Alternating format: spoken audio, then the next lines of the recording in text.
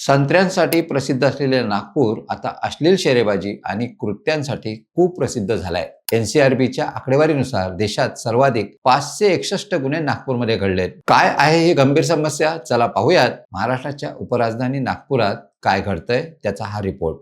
नमस्कार, मी राजेश सावंत आणि तुम्ही पाहताय प्रहार न्यूज लाईव्ह.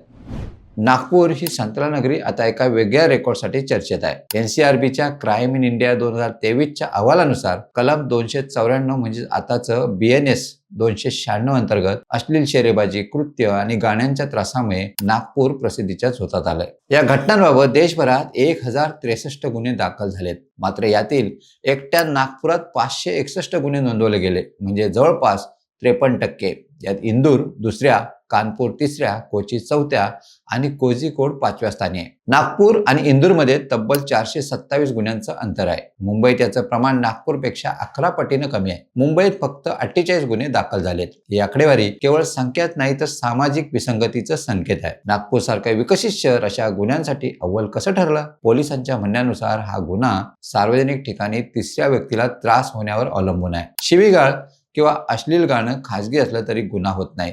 मात्र तक्रारदाराचा हट्ट किंवा दबावामुळे गुन्हे वाढले तरी न्यायालयात सिद्ध करणं कठीण होतं. यामध्ये 3 महिन्यांपर्यंत कारावास किंवा 1000 रुपयांपर्यंत दंड आकारला जातो. नागपुरातील ही आकडेवारी चिंताजनक आहे. नागपूरची ही अश्लील नगरी इमेज बदलावी लागेल.